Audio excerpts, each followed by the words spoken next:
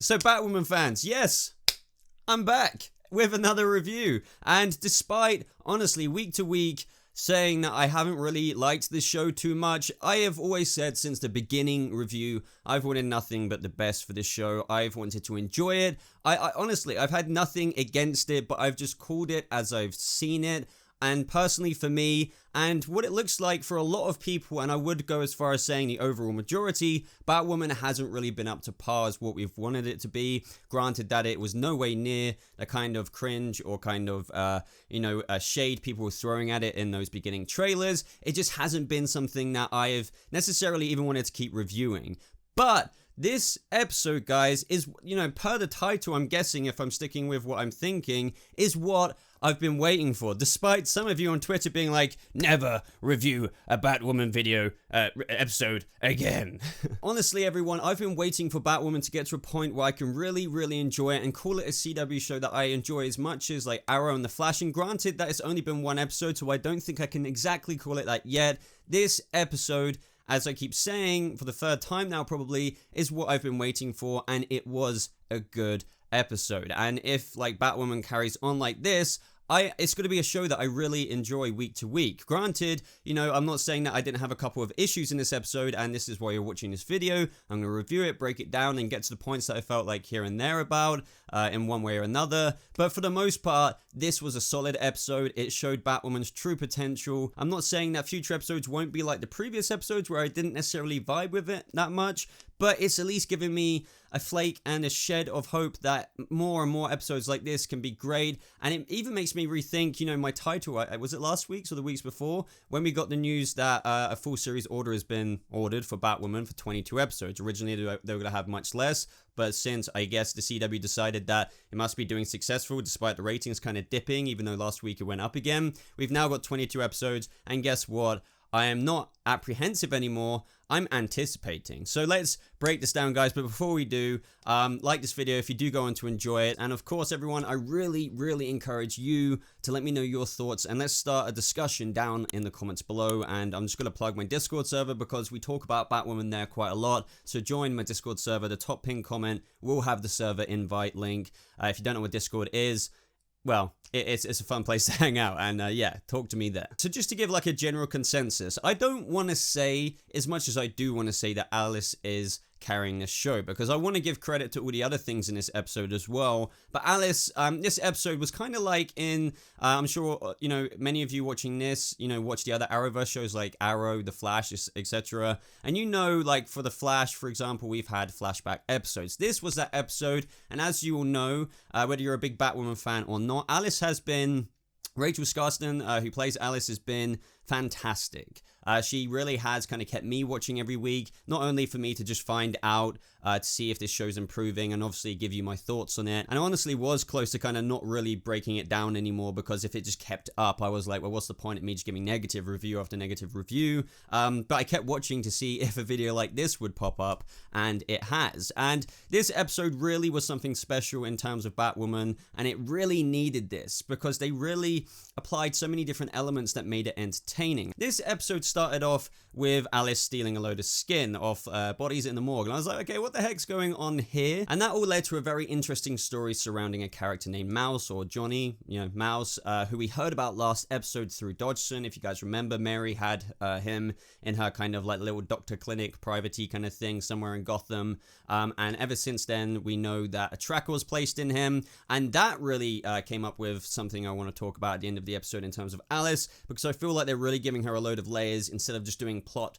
for plot's sake. I feel like she really is a Batwoman villain, or a villain that can just be in Batman City, and adding a lot of complexity to her character, making her smart, because this whole episode she knew what Kate was doing ever since the end of last episode, and that's just great. That action scene, I would argue, is the best action scene we've got so far. It felt like something truly like out of Arrow, and what I loved that shot of when it like panned into Batwoman with her eyes there. I mean, I know that was the night vision, but as you all know, white eyes in the comics, it just like is kind of the usual like Bat Family-esque kind of thing, or for even a lot of heroes even to have the kind of white eyes. But in live action or just live adaptations, they don't usually go for that. But that was just like a really nice nod to that kind of look in the comics, and I'm sure a lot of you felt like that as well. And I was like, oh man, I wish they could just kind of have this white-eyed look on Batwoman throughout the whole show, and I'm sure they'll pop it up quite a few times. I mean, I'm not dissing this too much, by the way, because night vision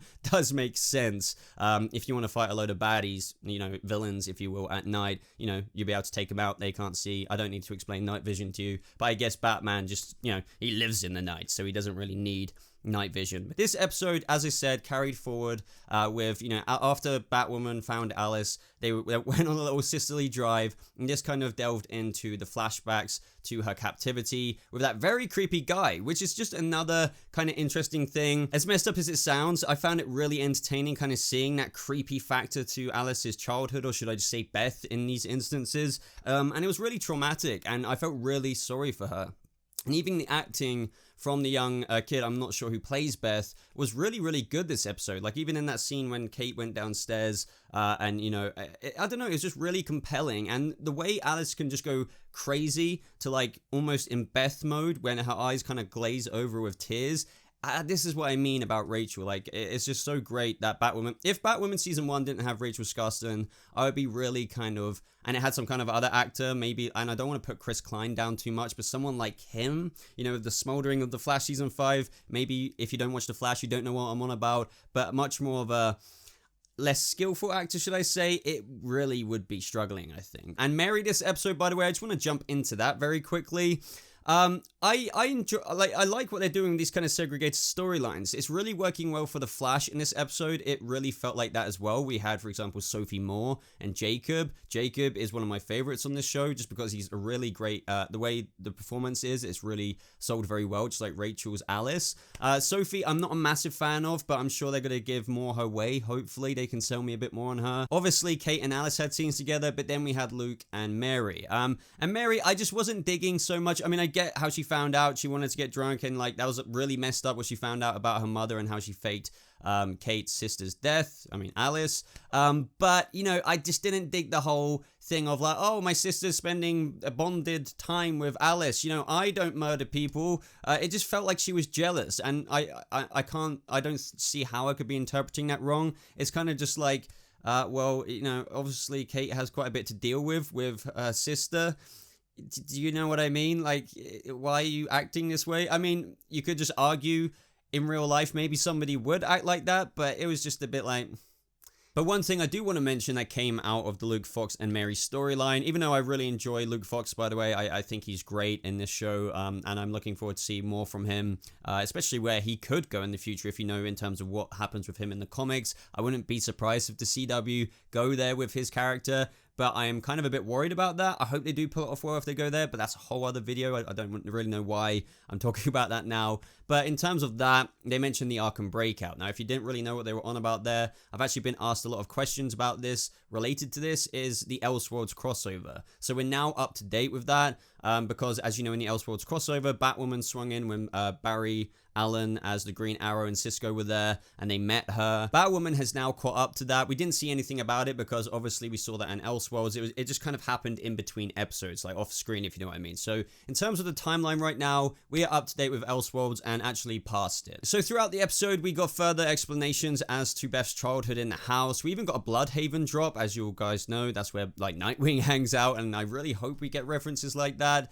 in the future. But yeah, I really am interested in Johnny's dad and that whole thing that's going on there. He's just very creepy, and we all found out what the skin mask was about because his son has like that disfigurement, and he's been trying to you know, remedy that with skin, and he's just like a whole other style of messed up because he wanted Beth there because he believes through socialization is an essential thing to one's development, like as important as food and water. So he wants Johnny to have a friend as he grows up, and Johnny actually played quite a very important factor into Alice becoming the way she did. I really like this episode. I mean, I keep praising the flashbacks anyway, but it obviously gives us an insight into how, I'm not going to pretend to like go on about captivity and what that can do to your mind, but obviously it shows how Beth and that kid Johnny who were both innocent. Even Johnny, when he was younger, wasn't messed up. He felt bad about what his dad was making him do, like lie to Jacob, and when we'll get there at this point in the review. But it really makes you kind of understand the psyche into how they both grow up and became the way they did, because as we know in present day, Johnny isn't exactly, he was submitted to Arkham for what he did. He kind of grew up to be like his dad, but he was the one who gave Beth, the Alice in Wonderland book, which is probably how she kind of, had a coping mechanism growing up and how she adopted that kind of Wonderland persona. And just that line that Alice said to Kate in the car just gave so much context as to the kind of mind state she's in. But what I mean by that line is when she said it was a simple, effortless thing that she had done so many times before that she would, take back in a heartbeat. I woke up. And it just shows that, she wished she never woke up in that house, and she would take it back if she could, because she didn't want to go through what she went through. Obviously, nobody would, and, how it turned her into the person she is today. But because of where she is now and the person she's become, that's a whole other bag, because she is who she is now, and that's like the villain she's become. But, it just kind of adds, what I love so much about this performance is it kind of adds this kind of split kind of mind state she's in, and we see that demonstrated so many times where she acts really kind of lethal to whether that's Kate or even her father, and then 1 second she gets very sentimental, and we've seen that ever since like episode 1, or that scene where Kate meets her in that like public park. And yeah, I don't know, I just really appreciate this. And even Ruby Rose this episode, now I can't quite figure it out myself if her performance has improved. Obviously, when you get into a groove of the show, you would like set your roots in, and I've mentioned that in previous reviews, and I felt like she was marginally improving every episode, because I don't want to go too harsh, because obviously she's an actress, she can act, but she's not the best necessarily, and that is something most people agree with. She does give off quite a monotone vibe. You could argue that's a character, but it is also a bit of a blandness to it. But I do feel like the way she kind of reacted to the scenes in this episode suited that kind of portrayal from her, which is why I said I couldn't exactly figure it out, because you could argue that she's acted the same in this episode, but because of the storyline that surrounded this episode, it kind of fit really well with the way Ruby Rose portrays Kate Kane. So at this point after the diner, where, as we all know, this was all a part of Alice's plan, which I just really liked with that reveal at the end. Kate Kane got drugged, and now Alice was kind of in control of the whole situation. Jacob and Sophie arrived, and the whole Wonderland gang was there, and then they went to that house. And this added another thing, which I liked, but I also felt like it kind of undermined a few things in the plot. And this is what I mean about some of the issues I did have in the episode. So it showed that Alice did actually manage to break out when she was younger, and she even got on the phone to her father, which is a very bold thing to do. I was thinking this in the episode, I was like, okay, this could be very interesting how they decide to go forth with this moment, because when Beth manages to speak to her father on the phone, Jacob hears her voice, he went straight there. Within the hour, he went there with his daughter, bursted into the house, and she was literally downstairs. But this is where they add the very interesting element of Johnny, or should I say Mouse, mimicking her voice. And to get to the point with this is that I think that they should have kind of left this there, with Jacob going out. Maybe Kate should have stayed in the car for her own safety or whatever. But Kate went downstairs, and she literally put her ears up against, the door, and Beth was behind it, and Beth didn't say anything. But it really kind of bothered me when Kate went, Beth, and she didn't do anything. I just felt like if any kid was in that situation, and they were in the house, your family were in the house, despite that warning, you would scream out. However, I don't want to also negate the fact, because I know you can always argue two sides of this story. So, for example, she had already been in captivity for weeks and weeks and weeks at this point. You're a kid. You don't really know, especially when some creepy-ass guy who's thrown you in that room, and God knows what else transpired in those weeks between being in that house. You don't know if that's a real threat or not, and you probably would believe it. So even if that situation did happen, I want to give this moment the benefit of the doubt in terms of the writing, and I don't want to be overly critical on it, because maybe you wouldn't do that. Maybe you would be so petrified that you wouldn't scream out saying help me, because then Jacob would have just ran downstairs, Kate would have been like dad, and she would have been saved. I know some of you are probably gonna say, Boba, you're being too forgiving here. That was stupid. I don't believe that. I feel like a kid would have done that. That's neither here nor there. I would love to, this is what I mean. Let me know in the comments down below. That's what the discussion is all about. But another thing that this kind of, I felt undermined for me a little bit, this is why I felt like he should have just gone back to the car after that moment, and that Kate scene shouldn't have happened downstairs in the basement, is because that scene with Jacob and stuff, or should I just say the whole season so far, Alice's big thing about getting back so far, at least, is about how, you know, you stopped looking for me. You forgot about me. You didn't care for me. Yet you introduced a moment in a scene where they didn't. They were in the house and you didn't call out. So, do you know what I mean? Especially after the bone fragment thing. You could argue Alice is just crazy, obviously, which is why she's doing this. But you could understand why that family kind of stopped looking in the end. Obviously, especially after the bone fragments. But in that scene, why would you introduce that aspect of Alice when she was younger, when her family was literally in the house, of her not calling out, and then also introduce the aspect into the show as one of her main motivations, which keeps getting echoed throughout many episodes, is that you forgot about me. You know, my father, you know, she's done it not only to Kate and Jacob, she's not only said that, but to, you know, Dodgson and other people. That's her whole motivation. So it just kind of feels like it makes me believe a little bit less as to why Alice is doing this now. I mean, I do also want to add in that I also believe through that whole development and childhood, she would turn out like this. You could become a villain in this DC Comics universe kind of thing. But it just does make me think, well, Alice, you should know that they didn't stop looking for you and stuff like that. And it makes perfect sense, kind of thing. I don't know. I could be wrong, but I feel like that's at least what that scene gave to me, and I wish they kind of didn't do it. But yet again, very powerful scene between Alice and Jacob. As I said, two of probably the best actors in the show. It was a very satisfying moment seeing Jacob kind of have the pure realization when he said Beth. Another thing that I had a little bit of an issue with, and you could call this nitpicky, but I do point it out with other Arrowverse shows when they do stuff like this, is when, you know, Jacob got stabbed. Alice decided, you know, to let him go because she didn't want Mouse to get hurt, so they kind of walked out, and she just kind of thought anyway, well, it wouldn't be all fun and games if I just ended it here. I get that. But then she let Jacob go, and they were walking out the door, and that's when Sophie and Kate was there. And then they didn't have to honor that deal. Obviously, it would have felt like a betrayal to Alice, but in all reality, I know this isn't real, but they could have then turned both guns on her, for example, and she wouldn't have anything. She couldn't have done anything. Like, she just walked out the door. But I just thought in that moment, but why are you doing that? You've got your father now. You've got Sophie there with like a shotgun or something. You've got Kate there. Sure, you're walking out with Mouse with a gun. But like, as I keep saying, like, in all reality, they've got the upper hand in that situation. They could have apprehended her and season over. So I'm not saying they should have done that. I'm just saying maybe it should have been written differently to the point where, in how they got away, wasn't just walking out the door with a disadvantage. Because that's kind of hard for me to believe as to why they truly let that happen. I know it could have ended up messy because she could have turned around the gun and just gone blah, blah, blah.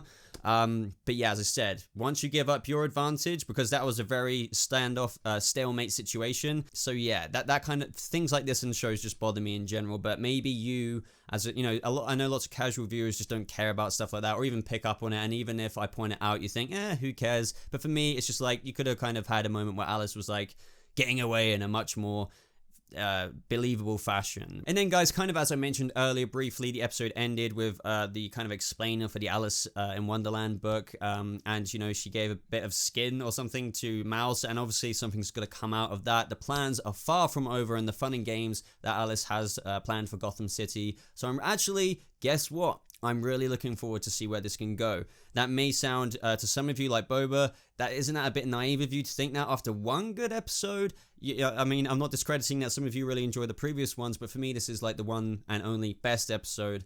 But no, it just proves that they can do it. And if they can do it, they can do it again and again. And now we've got a lot of episodes. I'm hoping for those good episodes. I'm not saying that there isn't going to be ones just like before, because even my favorite shows on the CW, like The Flash and Arrow, have their very average fillery episodes. So I'm expecting that. This episode was the personification of what Batwoman on the CW can be. So I know this was a bit of a long review, but when I get really excited and stuff, I do blabber quite a bit, but I feel like that only served well for this video. I'm going to review next week's episode just based to bounce back off this review. Let me know your thoughts down in the comments below. I would really encourage you to join my Discord server because I really want to have further in-depth conversations with you there. I mean, I do read every comment here, but I can't always, you know, reply to every single one because, you know, there's quite a lot sometimes.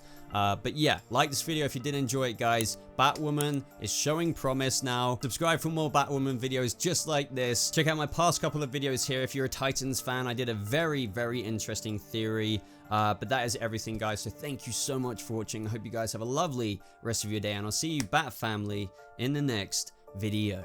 Goodbye.